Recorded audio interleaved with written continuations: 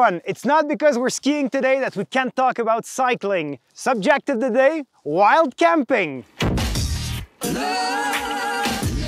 I was also quite nervous at the beginning of this long trip. How does it work? Where do I put my tent? Do I have to ask? What do I do with my bike? But after 40,000 kilometers in 3 continents, I was invited in many places. I slept in hotels, but for camping, which was half of my nights, I maybe paid twice for a real camping. What is a good camping spot? Well, 4 things. A bit hidden, if you can, on the grass, it's more comfortable.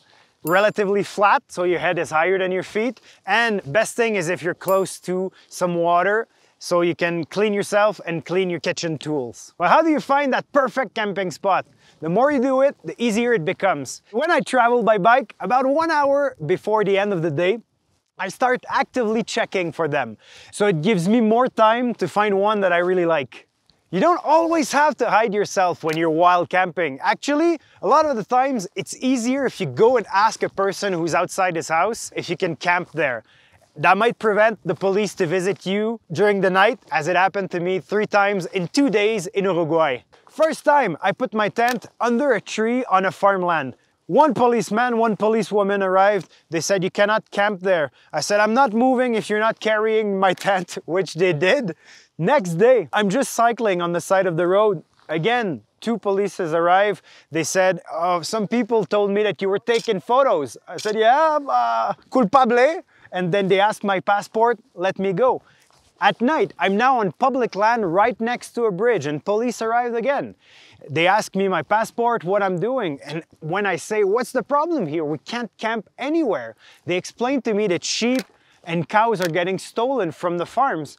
So knowing this, from now on, I would ask the farmer, can I camp on your land? And he would see that I was not there to steal their animals. So there was absolutely no problem. Now, what do you do with your bicycle during the night? Well, most of the time, I just leave it there standing with a kickstand or something, because I don't know if it's real, but I feel like if it's on the side, it will rust faster. Only when it's really busy that I will put it under the roof of the tent to hide it a little bit. Panniers. If I'm close to a city or there's a lot of people, I will take them all inside the tent. If I'm in the middle of nowhere, I'll just take my electronics, which is the most expensive, and what I need for the night, and the rest I'll just leave it on the bike. For many months, I was not even locking my bike during the night. It's only after a few months that I cycled for a few weeks with a French guy, and I asked him, why do you lock your bike in the middle of nowhere in the mountains? And he said, well, I'm carrying a lock every day, might as well use it. So I'm doing the same since. That's all for today. If you have any other questions, don't hesitate to write them down here, and I'll see you in another video.